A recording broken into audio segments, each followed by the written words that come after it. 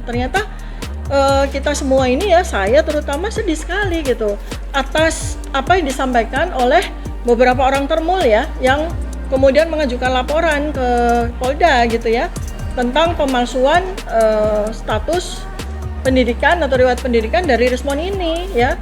Jadi ternyata menurut termul ya, menurut para termul ini kita semua tahu ya siapa mereka, dan kemudian mereka juga sudah beranjang sana ke Yamaguchi University, dan ternyata diberikan informasi bahwa memang betul ya gelar dari Rismon ini ternyata tidak otentik begitu ya. Jadi kan saya sedih sekali ya, apalagi waktu kami membuat surat kuasa ya, nih KTP-nya Rismon ya, ini saya pegang itu, ini semua kuasa hukum ini juga kuasa hukumnya Rismon, karena selain TPDT tim pembela Dr. Tifa itu juga kami punya bertiga ya, kami RRT itu bertiga, dan kami menyerahkan KTP seperti ini kepada kuasa hukum kami gitu ya. Jadi otentik bahwa dia menggunakan gelar doktor dan master engineering, dan ternyata itu menurut beberapa orang saksi mata gitu ya, termul yang sudah ke Jepang, ternyata ini gelar palsu. Jadi sedih sekali saya hampir sampai dengan hari ini hampir nggak percaya gitu loh. Masa iya sih seorang Rismon memalsukan gelarnya gitu ya, karena itu kan pidana ya, hukumannya 10 tahun, denda 1 miliar gitu. Untuk apa dia melakukan itu gitu loh ya. Itu yang bisa saya sampaikan. Artinya saya sedih sekali, saya sangat kecewa, sedih sekali saya.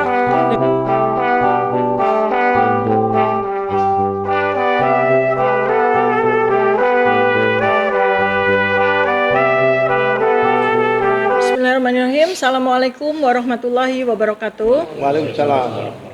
Terima kasih banyak teman-teman media, jurnalis, media mainstream, ada beberapa media besar di sini, dan teman-teman YouTuber dan podcaster semuanya.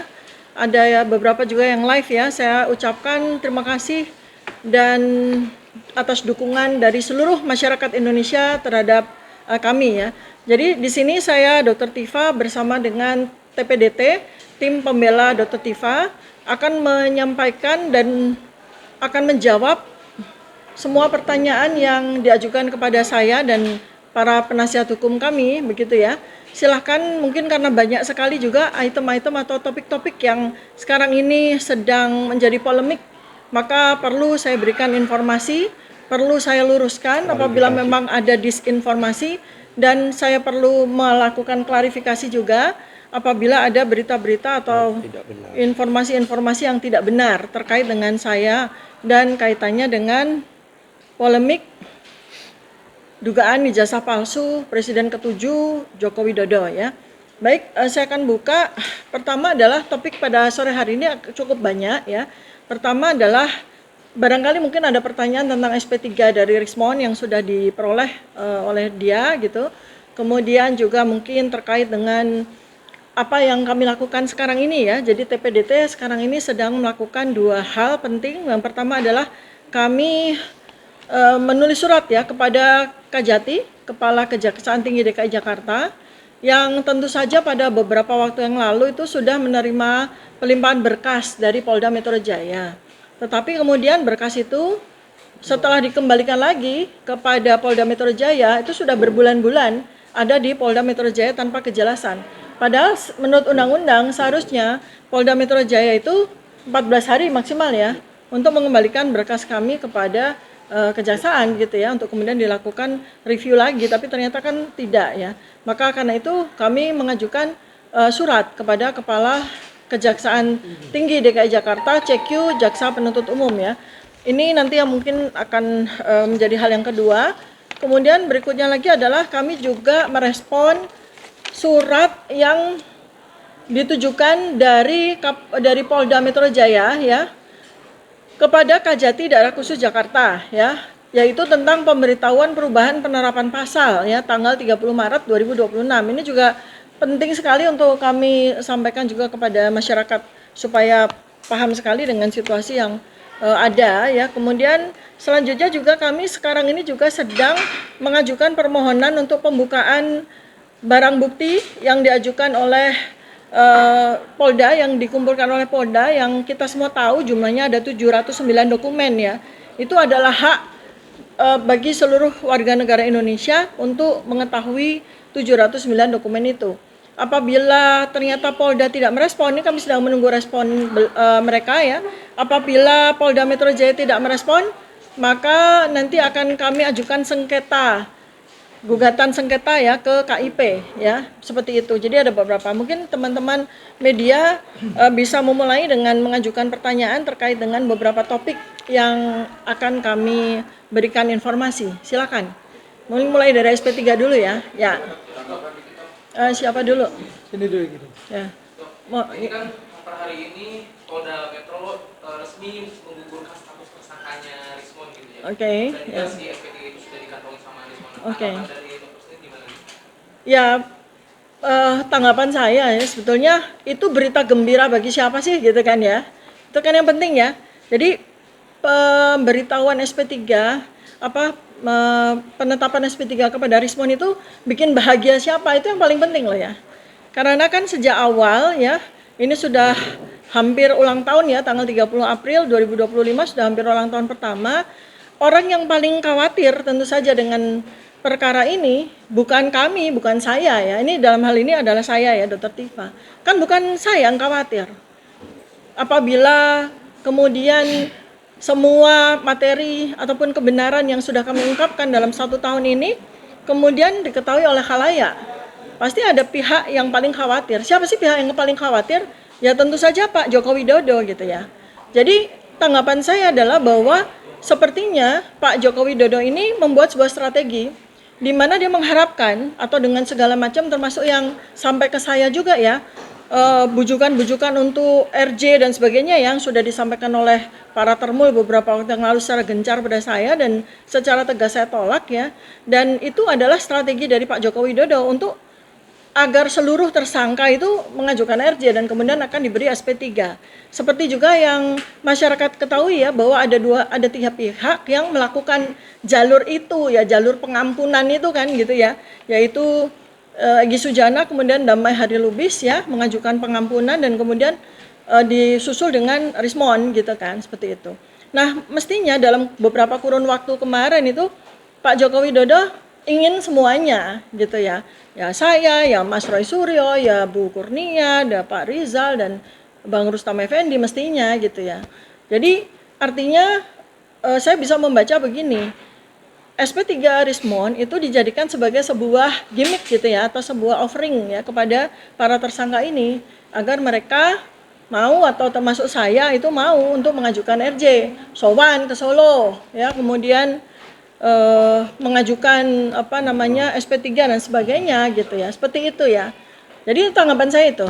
Dok, ini kan status tersangkanya udah gugur dan Rismon juga sudah tidak terlalu banyak muncul di media lagi gitu. Oke. Hanya tersisa soal dia dengan Pak Yusuf Kala. Nah, apakah kedepannya dokter sendiri akan ada komunikasi lanjutan dengan dia atau udah cut off saja dan fokus dengan tim yang sekarang gitu untuk mengusut kasus dengan ijazah Jokowi?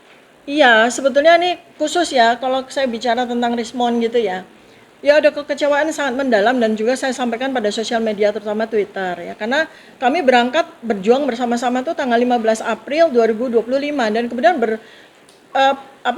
hubungan kami bertiga terutama itu tumbuh menjadi persahabatan gitu. Dan saya sangat yakin bahwa Rismon ini adalah seorang doktor, seorang master engineering dari Yamaguchi University gitu kan.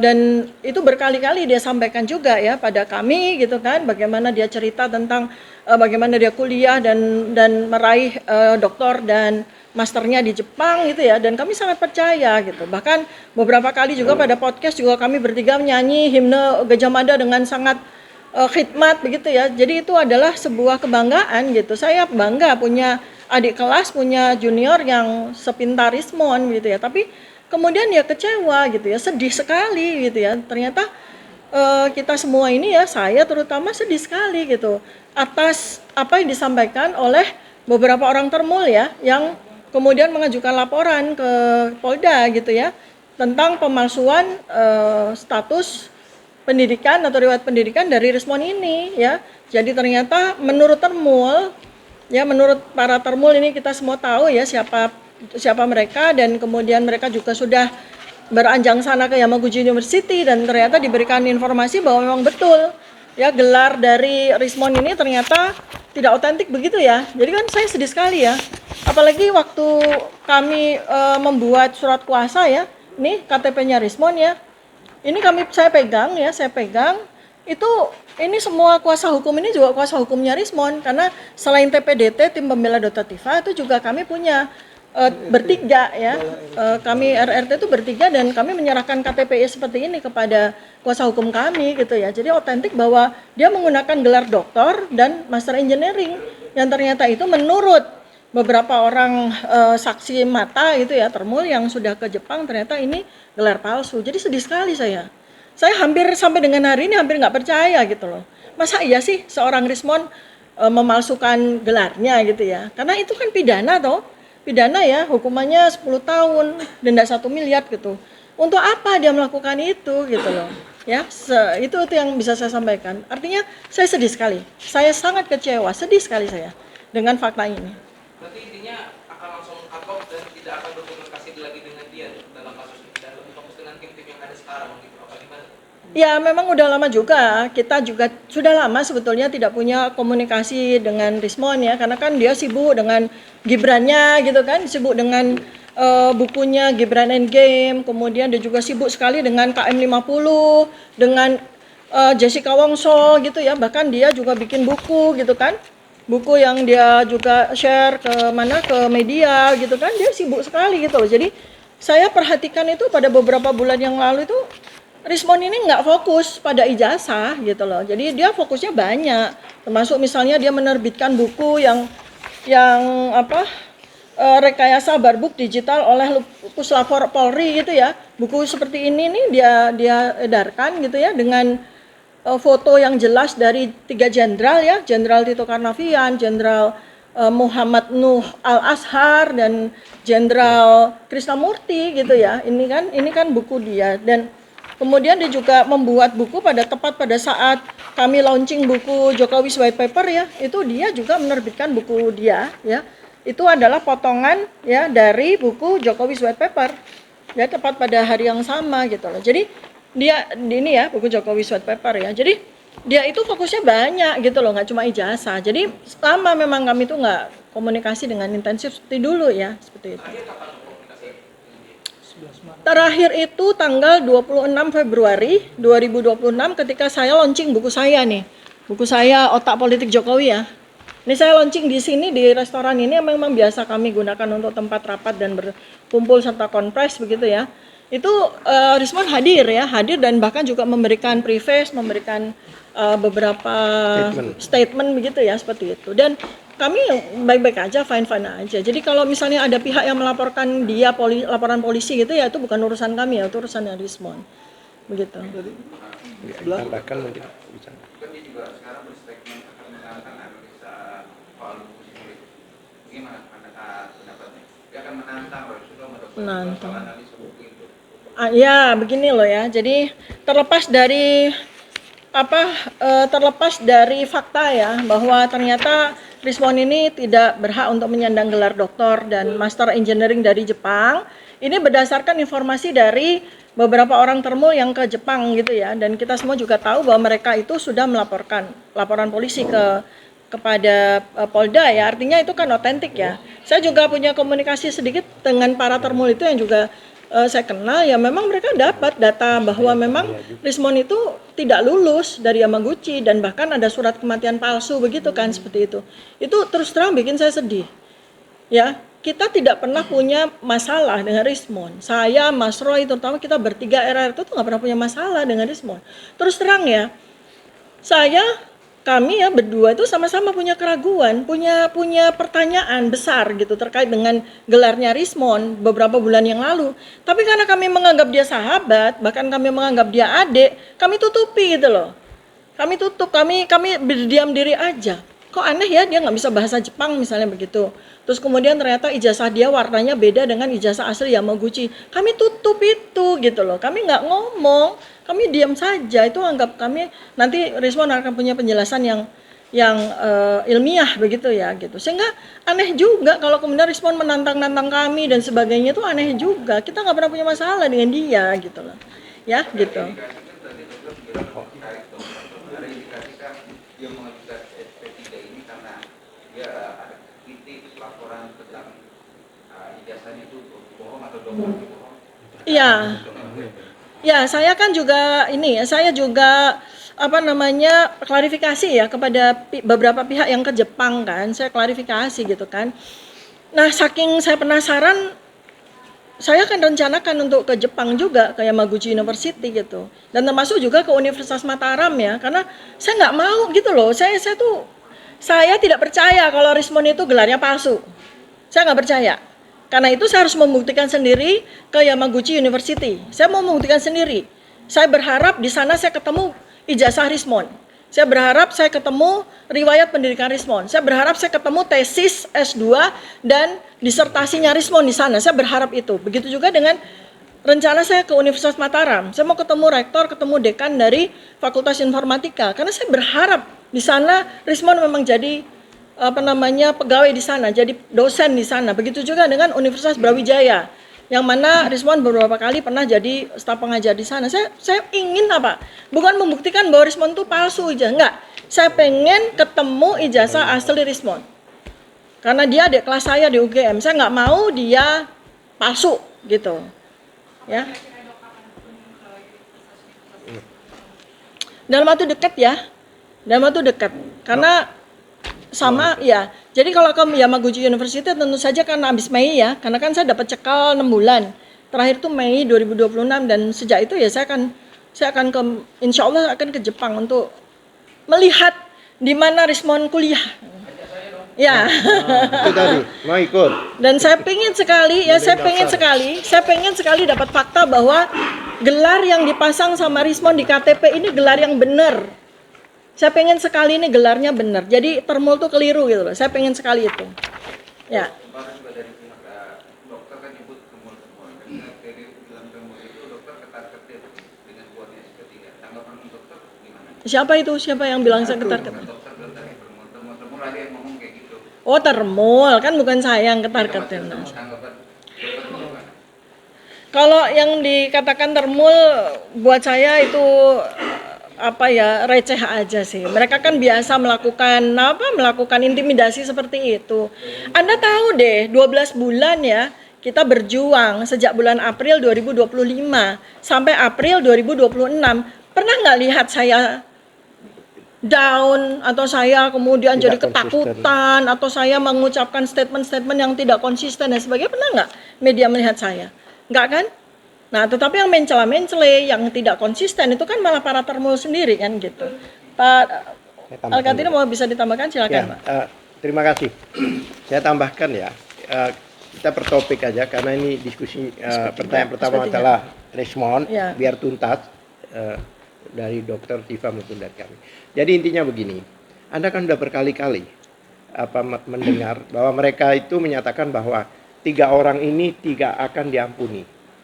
Bahkan beberapa kali di rakyat demokrasi, kemudian rakyat bersuara, catatan demokrasi dinyatakan demikian. Bahkan salah satu yang nggak tahu ahli hukum atau apa itu menyatakan bahwa saya dapat informasi, saya dapat pesan dari Solo bahwa 3 orang ini tidak akan diampuni, tidak akan direstorasi dan sebagainya. Tapi faktanya direstorasi. Faktanya di SP3 kan.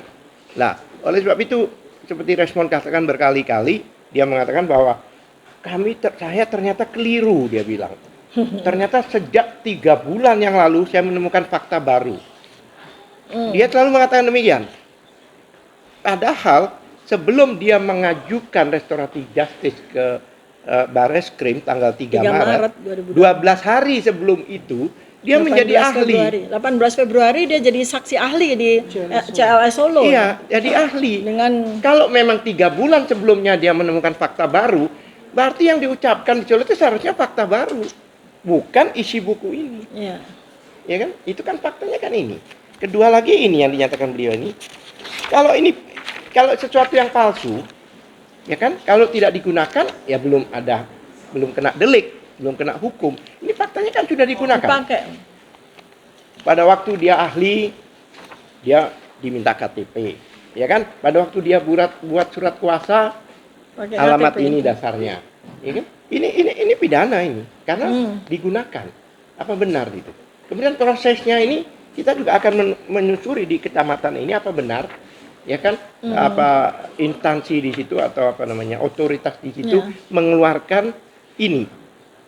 Apakah KTP. betul ada surat pindah?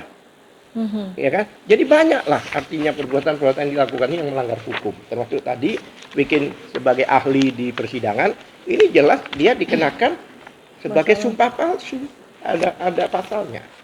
Nah, dia berani banget gitu loh. Berani sekali. Apalagi baru-baru ini kami dengar disuruh menyetop buku beredarnya buku ini. Emang dia sendiri yang menulis. Buku ini ada 3 penulisnya. Ada 3. Kenapa? Kalau memang dia mau mengganti, ya silahkan buat buku sendiri. Tidak bisa dia menghentikan ini. Karena menurut 2 orang ini, ya kan, ini memang konsisten dan memang benar tulisan ini. Jadi nggak bisa dengan satu pihak mengabaikan 2 orang itu, dia katakan ini harus ditarik. Nah itu berkali-kali dia katakan. Iya. Ya kan? Baik. Dan jangan lupa, buku ini ya, tidak semuanya dijual. Buku ini bahkan lebih banyak diberikan gratis. Ingat nggak respon pada waktu buat buku apa itu? Endgame. Dia mau ngasih Iya. DPR 1000 buku gratis. Begitu juga dengan buku ini. Jadi tidak semuanya dijual. Itu fakta. Oleh sebab itu ya begitulah respon. Ini tambahan Iya. dari saya karena banyak. Ya. Ada mau tambah? Ya, sedikit. SP3. Karena ini Sedikit menarik, SP3 ini kita kembali ke panggung lagi, ke lapangan lagi. Karena setelah Lebaran, isu itu kan berada di pinggir ya, Dok ya.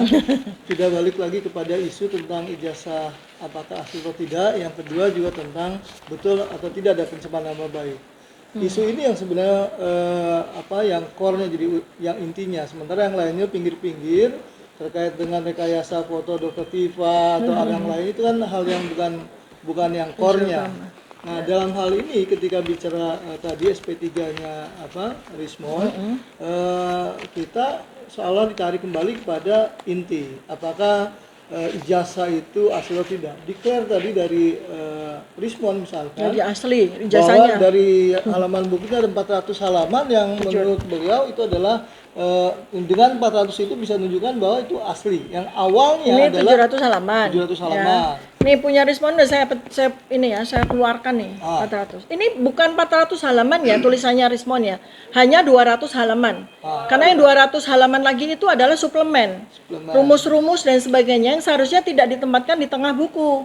Tapi harusnya di appendix di akhir buku. Jadi Belum tidak foto-foto dia ya. tidak bisa mengklaim bahwa dia menulis 480 buku ya, 80 halaman ya. Belum dengan 480 foto-fotonya kan. halaman. Dan Tetapi ya, poinnya adalah klaim bahwa dengan kuantiti yang sangat banyak maka Ya. itu berarti suatu kebenaran. Ya. Kemudian menegasikan bahwa keilmuan dari Dr. Viva maupun Roy Suryo yang kemudian ditantang bahwa hanya pendekatan digital forensik yang benar. Menurut Itu saya salah. ini suatu penyanggahan terhadap klaim ilmiah bahwa suatu kebenaran itu bisa didatangi dengan banyak tempat, banyak variabel, sehingga kemudian variabel digital forensik kemudian katakanlah ditolak sama beliau inkonsisten lah. Tetapi kemudian pendekatan neuroscience, Ya. pendekatan Telematika, kemudian ilmunya Pak Kan Stroy. seorang dokter kan melihat suatu kebenaran berdasarkan gejala. Gejala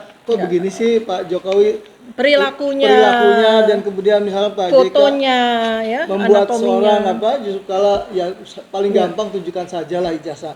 Kan akhirnya suatu hal menurut saya menarik, bisa didekati oleh pendekatan-pendekatan Ya, lain. Jadi oke. menurut saya Dok, Ya. teman-teman semua bahwa kuantiti itu kemudian ya tidak juga menjelaskan kualitas gitu loh. Iya, Tadi dokter iya. mengatakan itu Saya- seharusnya layaknya ada di suplemen ya Dok ya. Iya, saya sangat keberatan ya dengan apa yang disampaikan oleh Rismon ya, yang mengatakan bahwa karena Mas Roy itu hanya menuliskan 48 halaman atau 50 halaman itu kemudian tidak bernilai, salah besar.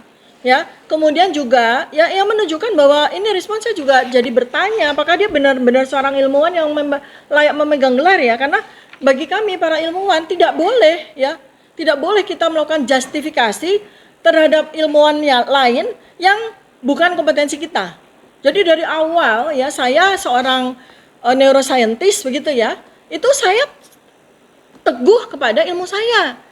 Lalu siapa yang kemudian melakukan validasi terhadap ilmu saya? Ya neuroscientist juga. Jadi seperti dua saksi ahli yang sudah hadir, yaitu Profesor Zainal Mutakin dari Universitas Diponegoro dan Dr. Ridho Rahmadi. Itulah orang yang melakukan validasi terhadap ilmu saya. Ya, jadi tidak ada kita tuh boleh melakukan justifikasi atau boleh melakukan penilaian apalagi menjatuhkan ilmuwan yang lain. Mas Roy Suryo itu ahli telematika yang diakui sudah 30 tahun lebih menjadi saksi ahli partner dari kepolisian. Ya. Jadi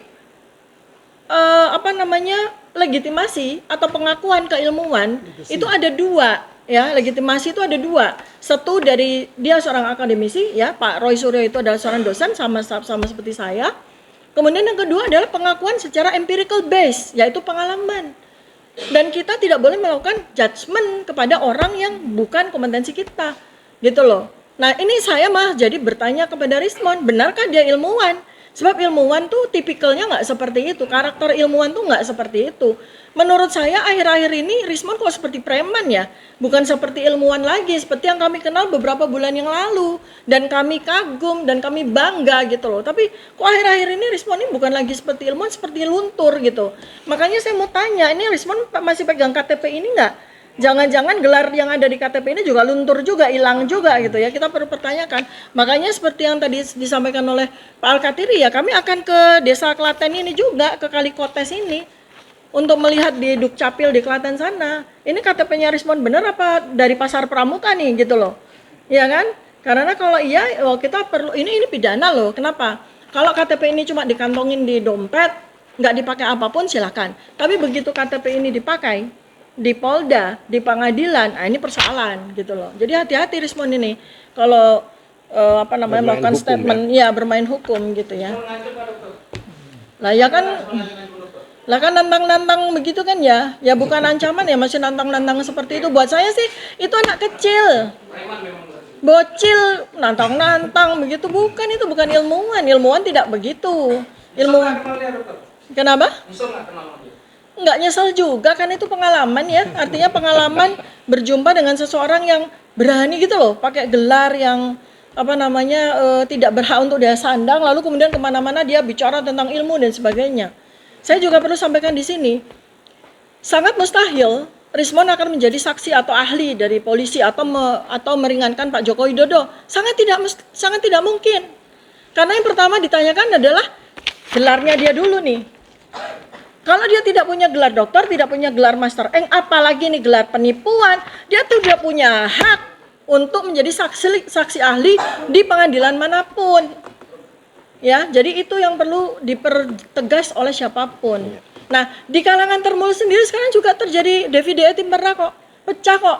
Kan ada Termul yang Anda tahu semua ya, waktu itu against sekali kepada Rismon kan, berantem terus di podcast maupun di TV kan gitu. Wah sekarang jadi CS-an gitu. Padahal dia juga yang dulu mengatakan bahwa gelar Rismon itu palsu. Malah sekarang jadi CS. Malah dia juga yang mengatakan inisialnya AA ya. Nah, yang dia juga yang mengatakan bahwa wah Rismon ini bakal akan jadi saksi mahkota atau jadi nggak laku. Ini yang bilang Termul yang lain loh. Yang bilang Termul yang lain. Mereka nggak mau Rismon dipakai. Bahkan ada satu orang akademisi ya, saya sebut aja Joshua Sinambela yang dari dulu sudah memberikan warning kepada kita tentang keraguan dia terhadap gelar atau klaim-klaim dari Rismon. Nah saya karena dulu berteman baik dengan Rismon ya saya bela mati-matian kan gitu. Tapi sekarang saya menjadi melihat bahwa ada kebenaran yang disampaikan oleh Joshua Sinambela, apalagi dia sendiri langsung ke Yamaguchi University gitu loh. Oke, silakan. Ada pertanyaan lain? Mungkin saya tambahkan masalah. Sama. Saya tambahkan dulu ya sebentar ya. Ada sedikit. Sebenarnya begini, beliau ini kan satu klaster dengan Rismon. Kan diklasterkan kan, klaster 1, klaster 2. Ya kan? Ilmuwan. Nah, dengan laporan yang sama, dengan nomor laporan yang sama. Padahal mekanisme restoratif justice pasal 79 ayat 4, jika memang ada perdamaian kemudian apalagi sampai SP3 itu harus ada pencabutan laporan dengan nomor yang sama. Seharusnya sudah tercabut, sudah nggak ada lagi, sudah nggak bisa diproses. Due process of law-nya itu sudah selesai untuk semuanya. Batal demi hukum. Selesai untuk, bahkan sejak dari Egy Sujana ya. Kalau memang mau menegakkan hukum. Itu sudah konsekuensinya gitu loh. Kalau Nah. mencoreng, kecuali kalau mau mencoreng-moreng hukum ya Pak. Iya, Ya, kecuali silakan. kalau mau pakai jurus mabuk ya lain gitu loh. Dewa mabuk ya. Lanjut silakan pertanyaan. In- Ya. Ya, Assalamualaikum. Saya Waalaikumsalam warahmatullahi wabarakatuh. Saya hanya mau menanyakan soal strategi mumpung di sini ada tim kuasa hukum ya. Hmm. Maaf, serap ya. Jadi kalau saya ikuti dari awal dari mulai persidangan Gus Nur sampai Paling tri, ya. sampai sekarang itu persoalan kasus ijazah palsu itu bulat kalau kata orang Jawa Oke, bulat. ya. Itu aja. Ada isu ini ditanggapi, isu ini ditanggapi. Saya hanya ingin menanyakan komisi ada tim kuasa hukum, apakah tidak punya strategi atau ada strategi lain untuk menghadapi kasus ijazah Joko Widodo yang jelas-jelas sudah ada 3 orang yang menyatakan dari mulai Amin Rais, Megawati sampai JK. Itu kan sudah sebuah bukti. Jadi sebaiknya kalau memang tidak mau bulat tim kuasa hukum ini atau strategi, saya tidak tahu karena saya bukan ahli hukum. Saya jawab dulu nanti dia sambung. Saya jawab dulu nanti sambungnya. Karena Saya saya jawab dulu. berasumsi atau boleh juga berprediksi bahwa kasus ijazah palsu yang diduga milik Joko Widodo ini tidak akan diungkap sampai Joko Widodo itu mati. Terima kasih. Bu, jadi nggak perlu surat keterangan kematian palsu ya, nunggu sampai betul-betul ada. Ya, saya mau jawab sebelum nanti kuasa hukum kami saya akan jawab ya. Jadi sebetulnya kan yang memang ini mati-matian berstrategi ya, selama kurang lebih dari tahun 2016 sejak Bambang Tri itu dihukum yang pertama kali gara-gara ijazah palsu Jokowi, 2022 juga dihukum lagi, dipenjara lagi, lalu bersama dengan Gus Nur ya. Nah, bersama dengan kami juga ini yang mulai dari 11 ber-8 akhirnya jadi ber-5 begitu ya. Ini yang sibuk berstrategi itu Joko Widodo. Iya kan? Sibuk sekali dia berstrategi. Sekarang dia juga sibuk sekali berstrategi. Nah, kalau saya Dr. Tifa sebagai seorang ilmuwan peneliti, ya tugas saya tunaikan dalam bentuk buku Jokowi White Paper ini. Di mana saya menjadi bagian yang penting di dalam buku ini untuk mengungkapkan kebenaran, terutama dalam 2 hal, yaitu dari sisi perilaku dan dari sisi anatomi morfologi yang ada pada foto, di mana kemudian ketika saya menjadi ahli di CLS Solo, saya sampaikan bahwa foto ini memiliki perbedaan 92,37% dengan foto dari Presiden ke-7 Joko Widodo. Nah, jadi itu temuan ilmiah saya dan sumbangan saya kepada hukum di Indonesia gitu. Silakan Pak Alkatin, Iya. strateginya gimana? Mungkin saya dulu ya. Jadi begini, kami banyak punya strategi, tapi nanti kami akan keluarkan, strategi, ya kan? Tapi saya bocor halus aja, saya kasih sedikit bocoran-bocorannya. Di antaranya, ya kan, itu adalah kami sudah minta ke PPID, Polda. Yaitu ada informasi pada gelar kemarin, ada 709 dokumen.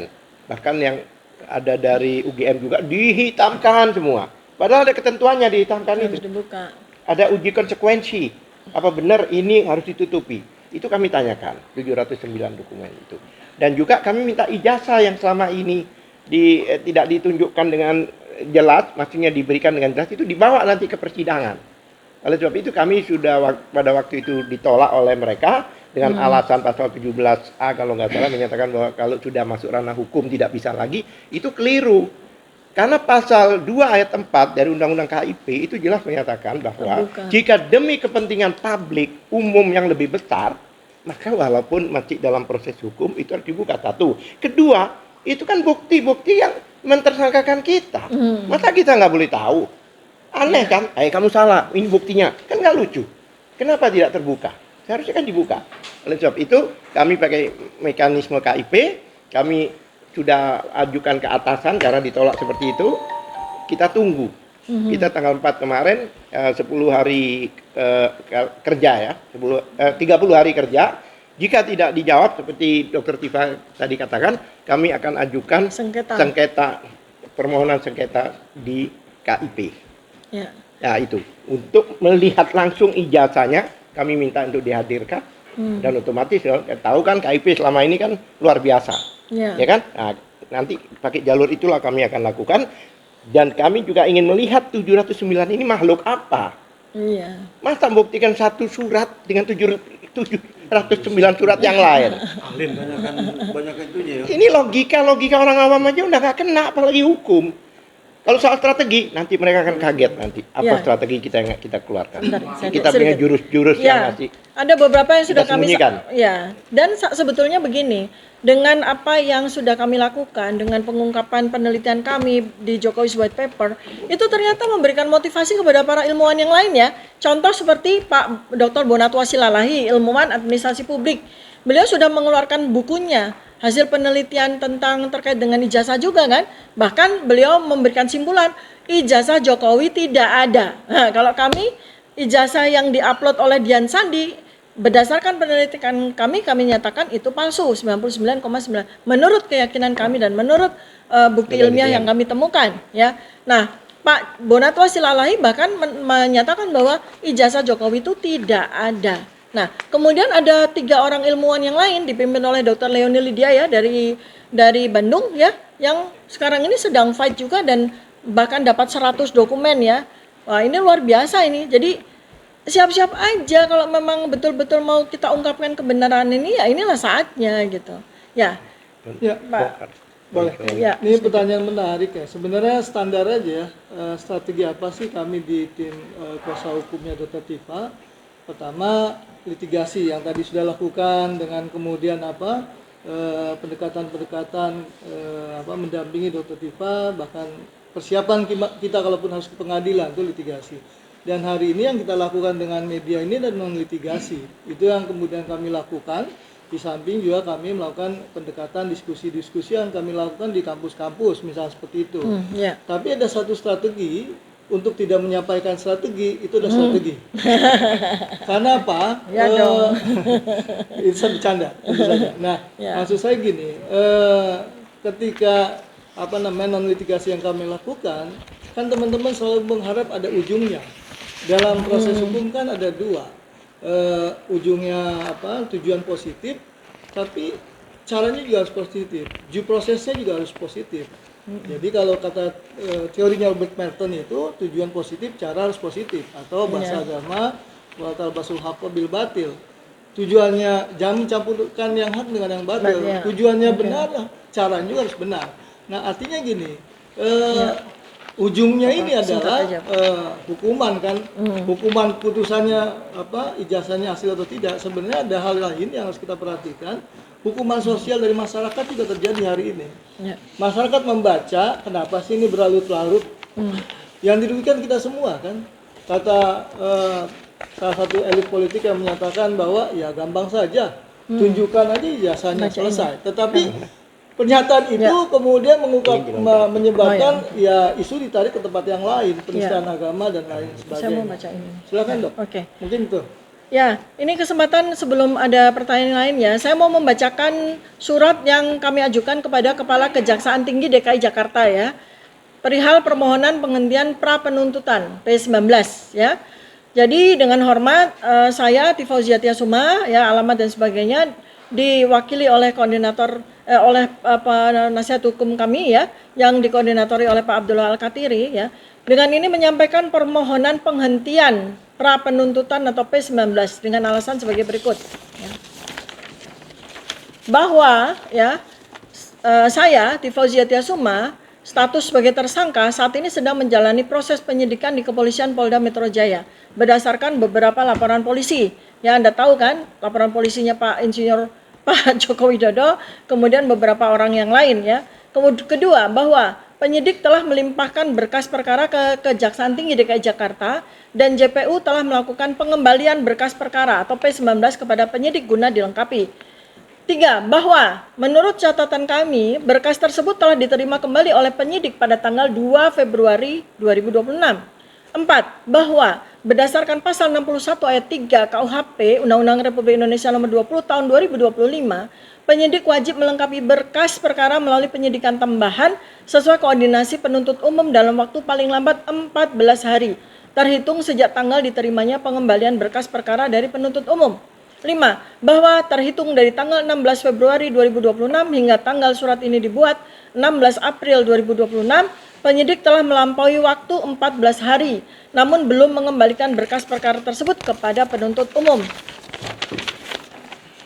6. Bahwa keterlambatan ini merupakan bentuk ketidakpastian hukum dan kelalaian dalam memenuhi petunjuk jaksa penuntut umum.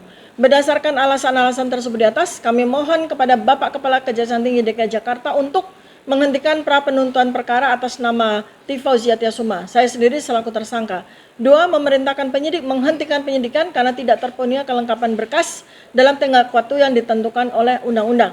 Jadi ini surat yang sudah kami sampaikan di tanggal 16 April 2026 kemarin ya. Jadi mudah-mudahan dengan ini kita juga memberikan pendidikan kepada seluruh masyarakat Indonesia bahwa hukum harus ditegakkan sesuai dengan undang-undang yang berlaku di Republik Indonesia ini. Itu sekaitan dengan akan diterbitkannya SPDP tadi mungkin oleh Kejaksaan Tinggi, karena ini kan sudah ada luasa. Atau mungkin ada yang Saya jelaskan. Nah, ya ini. Jadi begini, ya. yang terakhir, ini ada surat cinta lagi, Surat cinta nah, lagi. 30 Maret yang diberikan pada kami, judulnya itu adalah pemberitahuan perubahan penerapan pasal. Ya. Menurut kami wajar, karena kan ada undang-undang baru. Yang tadinya pasal ini menjadi pasal itu menurut kami. Tetapi setelah kami baca, ini surat ini dikirimkan oleh Direskrim Polda Metro Jaya, ya kan, kepada Kajati, daerah khusus Jakarta. Ya kan? Di sini agak menarik, di dalam ini surat yang judulnya pemberitahuan perubahan, tapi berbicara tentang sprindik baru. Sprindiknya baru. Ada sprindik tambahan, sprindik baru. Sprindik baru. Khususnya di sini ada surat perintah penyidikan nomor bla bla bla bla tanggal 15 Januari 2026. Baru kan? Bahkan ini yang menarik, surat perintah penyidikan bla bla bla nomornya ya Metro Jaya tanggal 30 Maret. Surat dikeluarkan 30 Maret. Ini apa hubungannya dengan penggantian ini apa namanya perubahan?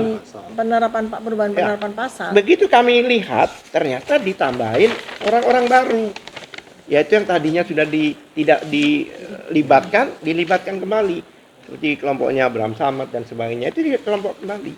Kalau memang ini sprindik orang baru, ya seharusnya surat tersendiri dong. Nah kalau dicampur kayak gini, yang satu sudah tersangka statusnya, Yang satu masih tunggu terlapor. proses selesai, yang satu baru mulai. Kenapa harus dicampur?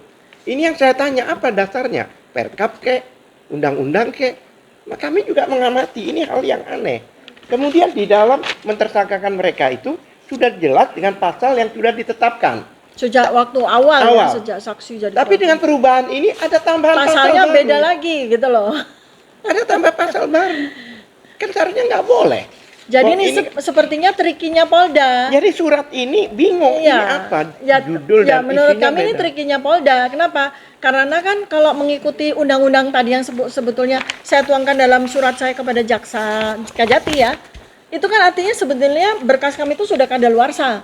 Karena sudah kadaluarsa maka mereka mengeluarkan sprindik baru dengan nama kami dan ada nama baru lagi. Itu kan triki itu gitu loh. Nah ini kalau kita masalahkan seperti tadi itu yang Kita Kompolnas. sebelumnya yang laporan itu laporan dengan nomor yang sama untuk 8 orang mirip-mirip seperti ini. Ini kan Sprindik baru. apa?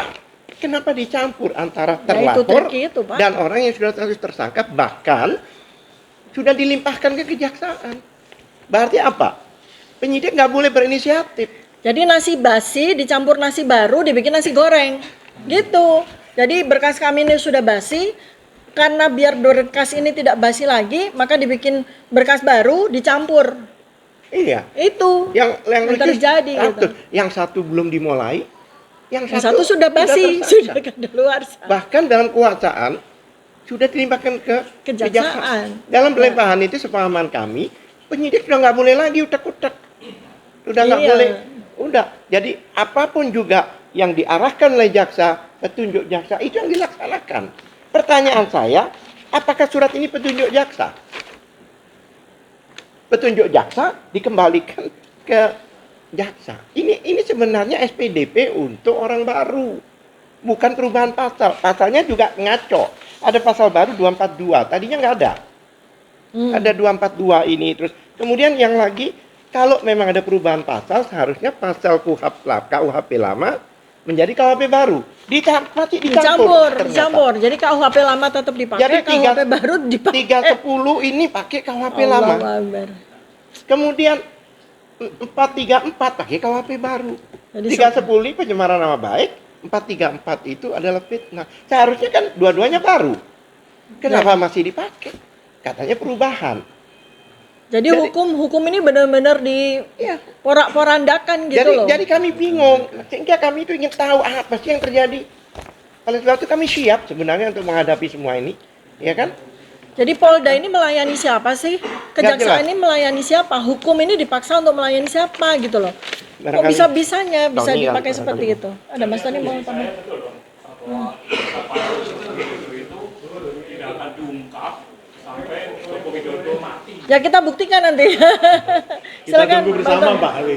Kita tunggu di pengadilan nanti. Berdoa saja supaya umur kita sampai ke suatu. Ini Pak Oke. Tony. Bang Tony, silakan. Teman-teman semua, izin menambahkan dari apa yang disampaikan oleh Mas Ramdan, oleh Dr. Tifa dan Bang Al-Katiri. Pak Al-Katiri. Jadi ini kan intinya polisi Indonesia dalam ini penyidik tuh supaya untuk kembali kepada Jalan yang benar. sumpah Tribrata dan janji catur prasetya. Itu merupakan janji dan sumpah polisi.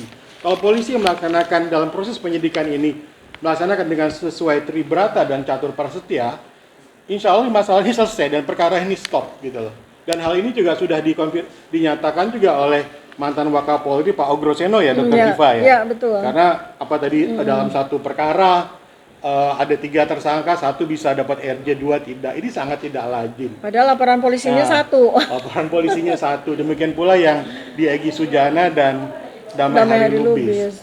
Jadi dari indikasi ini dan kemudian juga tadi disampaikan Pak Al-Katiri ada pasal selundupan dan segala macamnya. Iya. Jadi kenapa sih seperti ini? Itulah Indonesia. Ya itulah kita nggak pingin ya, nggak ingin Dan itu jadi terjadi terus. Ada satu anekdot ketika hal-hal yang tidak lazim ini terjadi di Republik tercinta ini, ya pertanyaannya sudah berapa lama Anda jadi orang Indonesia? Itu kira-kira. Oke, Sedih ya. Kayak sekian dari lagu saya. ya. Itulah Indonesia. Kata itu kalau mahasiswa tanya, kalau mahasiswa saya tanya saya jawab begitu. Ada Bukan- pertanyaan lagi? Terakhir, Ya, terakhir ya. terakhir dari Anda. Yang terakhir dong. Mungkin yang lain? Terakhir ya kamu. Terkait langkah berikutnya kita coba tarik ke masalah intinya terkait kasus ijazahnya Pak Jokowi. Ya, setuju. Langkah selanjutnya dari dokter sendiri nih bersama teman-teman seperti Mas Roy dan juga yang lain-lain, langkah selanjutnya nih supaya memang permasalahan ijazah Pak Jokowi ini segera selesai. Nah itu seperti apa dok langkah selanjutnya? Bukan strategi, bukan apa, tapi Langkah selanjutnya. Ya, ini sebetulnya gini ya dari Bilangnya gini, balikin lagi nyalinya jaksa sama hakim yang Ya. membuktikan, jangan kita. Jadi gini loh ya, kita kalau mau coba tarik dari sejak tanggal 30 April 2025, ini yang melakukan action, yang melakukan langkah ini kan Pak Joko Widodo gitu loh. Kalau kami ya bertiga dulu, berdua sekarang Mas Roy dengan saya, itu kan langkah kami itu sirot al-mustaqim kami. Ya, itu adalah sebagai peneliti yang yang melakukan penelitian dan kemudian hasilnya sudah kami bukukan. Ya, tambah lagi saya dengan buku Otak Politik Jokowi. Jadi selesai tugas kami sebagai peneliti. Tapi yang terjadi adalah malah kami ditersangkakan. Dari saksi, terlapor, tersangka, begitu kan seterusnya. Jadi apa yang kami lakukan ini sebetulnya ya mengikuti saja hukum di Indonesia, mengikuti dari satu pemeriksaan ke pemeriksaan yang lain. Kami dikirimi surat seperti ini terus-terusan, ya sudah kami datang. Kemudian ketika tanggal 7 November 2025 kami jadi tersangka. Kami diperiksa tanggal 13 November 2025. Lalu kami diminta untuk wajib lapor seminggu sekali, ya kami ikuti sebagai warga negara yang baik, ya. Tetapi ya berkali-kali juga melalui podcast, melalui media, melalui sosial media, melalui beberapa petinggi juga ya, kami ingin sampaikan bahwa ini nggak boleh terus-menerus. Tidak boleh hukum, aparat penegak hukum melayani Pak Joko Widodo. Pak Joko Widodo kan sudah diimbau oleh Pak Yusuf Kalla, malah sekarang Pak Yusuf Kalla dilaporkan 28 orang kan gitu ya, 28 pihak. Semua orang mengimbau, ayo Pak Jokowi selesaikan. Jangan Anda menjadi orang yang kemudian seperti punya dendam kesumat sama kita-kita para peneliti gitu loh. Jadi dengan apa caranya? Negarawan, kami peneliti, kami ilmuwan. Pak Jokowi sebagai negarawan itu yang harusnya dilakukan oleh beliau, bukanlah kemudian nambah tersangka lagi, yang kemarin terlapor sudah dilempar sekarang jadi terlapor lagi, mungkin sebentar lagi akan naik juga jadi tersangka gitu. Ini mau sampai kapan gitu loh. Jadi yang bersangkutan ini, orang ini yang harusnya legowo secara kenegarawan itu menghentikan. Secara kenegarawan sudah, saya mohon kepada Pak Presiden Prabowo Subianto untuk membantu agar masalah ini selesai. Apa yang harus dilakukan? Polisi selesai, SP3 untuk semuanya. Jaksa nggak usah lanjut ke P21, kan harusnya begitu. Karena tidak layak untuk maju. Saya berkali-kali sampaikan, kalau sampai maju ke persidangan, 709 dokumen ini menanti pertanggungjawaban Pak Joko Widodo loh. Dari 709 dokumen, saya mau tanya cuma 2 aja sebelum yang 707 yang lain. 2 yang mau saya tanya, skripsi, transkrip nilai. Itu 2 itu aja. Saya tanya itu 2 itu aja. Saya kejar 2 itu aja. Saya yakin Pak Joko Widodo nggak berkutik. Kenapa? Karena timnya belum menyiapkan skripsi yang benar, transkrip yang benar. Kenapa? Itu sudah jadi bukti barang bukti hukum yang sudah dicatat di lembar negara, dilaporkan oleh Bareskrim tanggal 22 Mei 2025. Transkripnya jelas palsu, skripsinya jelas palsu. Ini nggak 99,9% lagi, 100% palsu, kami bisa buktikan. Kalau memang mau lanjut ke pengadilan dengan 2 ini saja, kasihan Pak Joko Widodo. Ya. Oke. Silakan. 1 lagi, 2 lagi. Apa tanya? Ya. Kemarin sore, saudara RHS menyatakan telah mengisi dokumen untuk menjadi saksi mahkota. Nah, itu kan Ya. Nah, secara hukum dibenarkan dan apa kita tolak. persiapannya? Silakan. Baik ya, kalau RHS atau Rismon ini mau menjadi saksi mahkotanya Pak Joko Widodo, saya mengimbau kepada Pak Joko Widodo, kepada para stafnya Pak Joko Widodo untuk terlebih dahulu membuktikan keabsahan dari 2 gelar Rismon, Dr. Eng dan Master Eng yang dia akui diperoleh dari Yamaguchi University.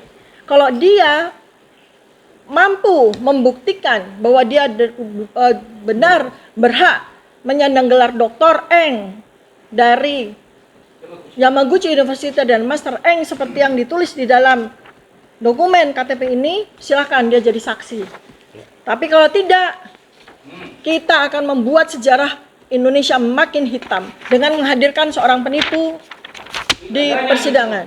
Ya, jadi saya nggak mengatakan Rismon itu seorang penipu. Saya percaya Rismon punya gelar doktor. Tinggal dibuktikan saja bahwa dia memang punya gelar doktor. Tinggal dibuktikan.